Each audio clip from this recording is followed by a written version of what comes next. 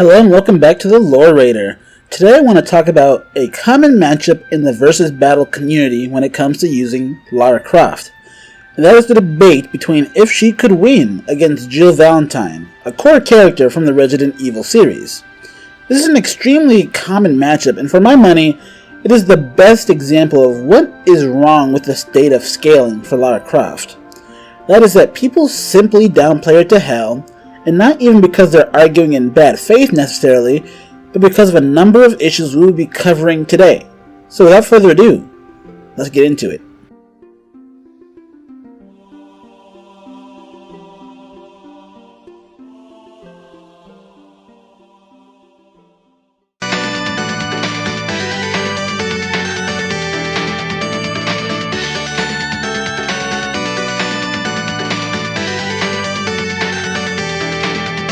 Before we even get to talking about who wins between Lara Croft and Jill Valentine, let's talk about these supposed issues most debaters fail to account for.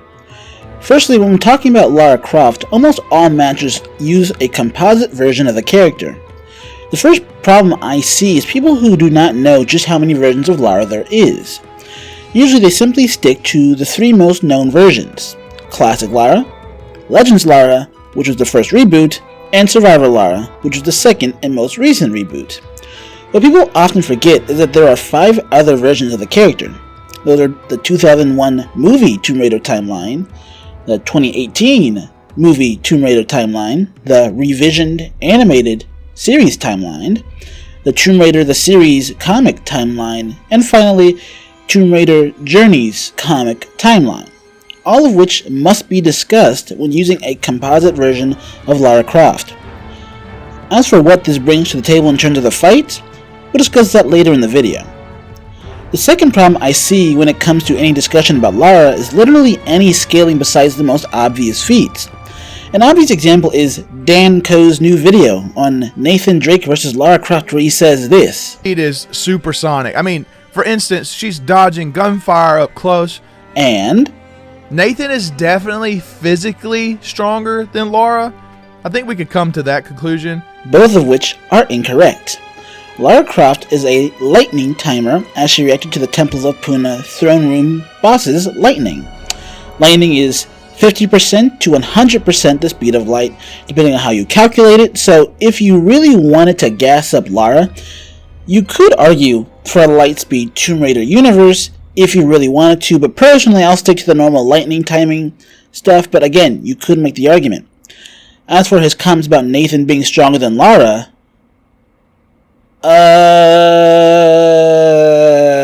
no. See, what people always believe is that Lara is just barely above baseline or peak human.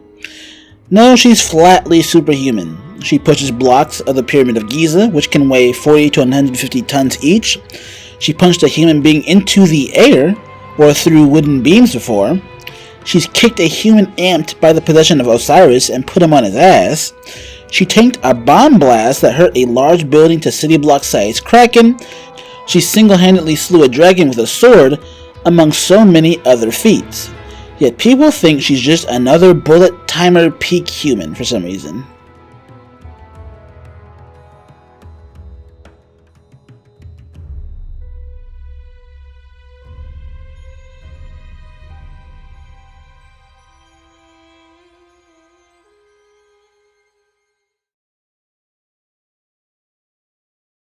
The third and final problem I see are people who underestimate how smart Lara Croft is and how critical intelligence can be when used to win fights. I'm not going to mince words here, I'm just going to get right to the big domino. Lara Croft can and is literally anime/comic book protagonist levels of intelligent. Lara literally outplays constantly centuries of explorers casually. Want examples? Okay. She found the Fountain of Youth that's been lost for centuries. She literally uncovered a stairway to heaven. She managed to literally storm Area 51. She hunted down Bigfoot, the beast that no one can hunt down. She realized that she was in a time loop in 10 minutes where a group of pirates hadn't figured it out in centuries. She pretended to be dead for over 200 years, and her own descendants, who were all Tomb Raiders, never figured it out until she revealed herself.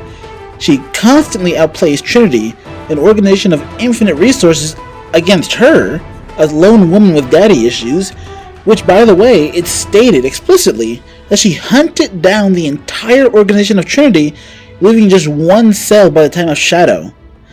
She read one dead guy's journal and immediately got to the bottom of the angel spit fiasco. I mean, seriously, I think I've made my point. Lara Croft is literally the Batman of her universe. Characters like Nathan Drake and Indiana Jones, as smart as they are, just do not pull off stuff like Lara does. And when they do, people like Nathan gets away with it due to dumb luck. Lara, it's all skill. You don't attribute luck to her wins. As for her using her intelligence to win fights, let's be real, her whole gimmick is literally outplaying via intelligence the likes of literal gods, geniuses like Amanda Everett, and wealthy shadowy governments like the Illuminati even, or Trinity. But I guess, to some people, Batman Brain Lara just can't put down a schmo like Jill Valentine.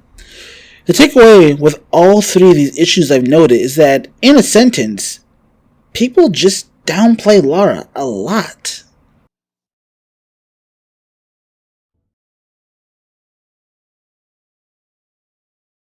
So now we finally get to talking about the actual matchup, and when you take into account everything I've said, the ending's a foregone conclusion. I love Jill Valentine. I love the old school Resident Evil games. I believe she is yet another example of female characters in gaming done correctly. But it's a mismatch, I'm afraid. Jill Valentine, at her lowest, is wall level tier. She can defeat the Tyrant from Resident Evil 1, who is strong enough to pretty easily burst through the concrete flooring of the helipad. She can take hits from the monster as well. Later in Resident Evil 3, she can go toe-to-toe with Nemesis and tank hits from his rocket launcher and his punches.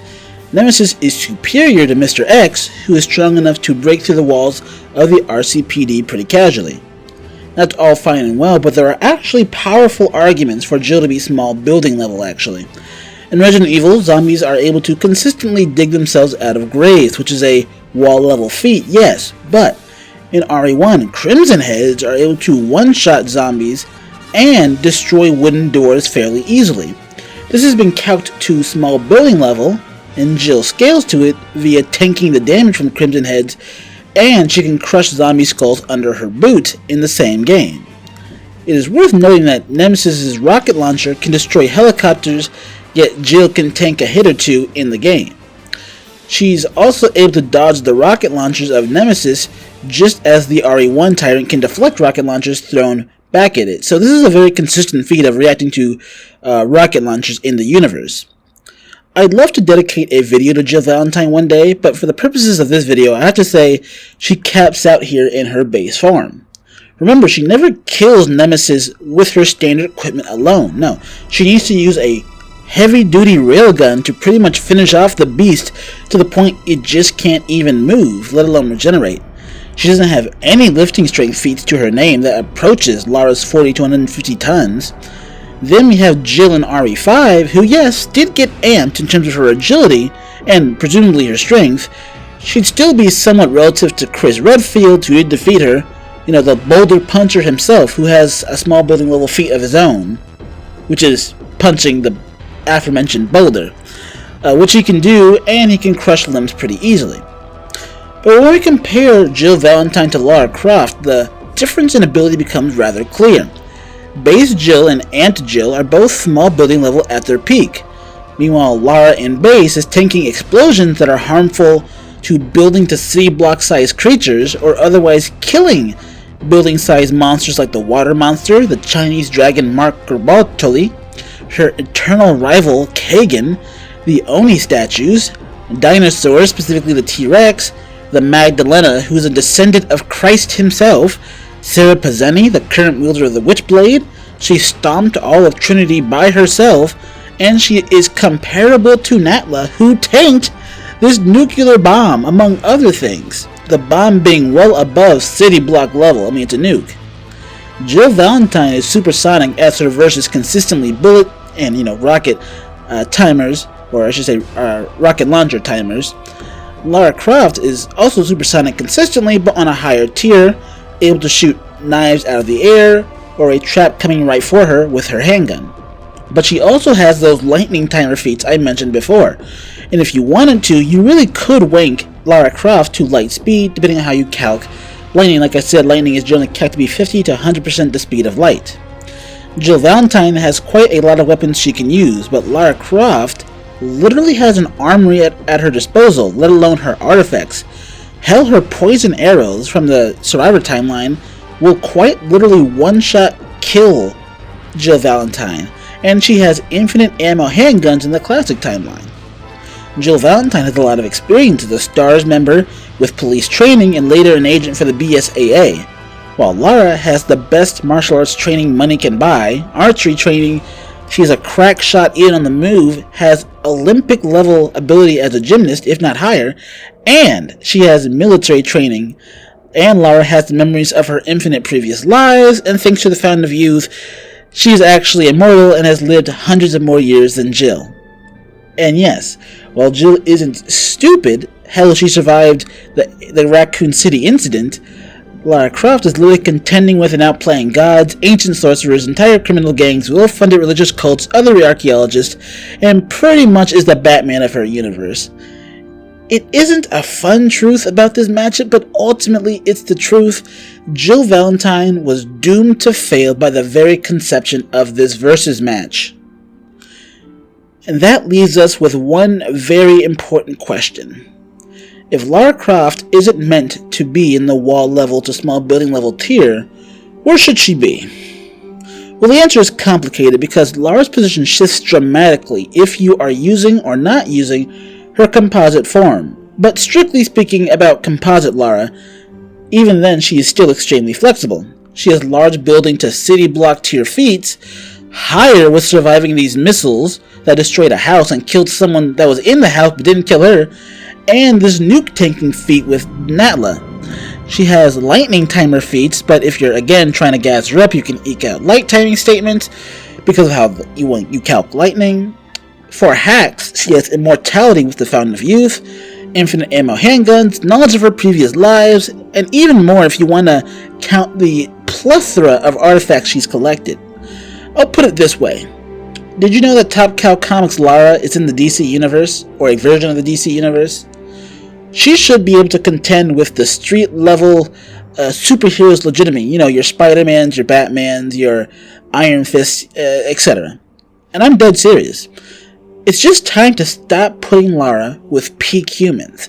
It's just always going to go her way. It's always going to be her winning. And I'd like to see some legitimately interesting matchups with Lara in the future. Hell, maybe I'll do a Lara versus Batman. I mean, I keep calling her the Batman of her universe. With that said, I want to extend this to the viewers.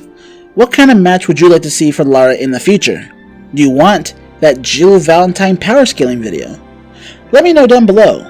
But until then, be safe, be wise, and I'll see you next time.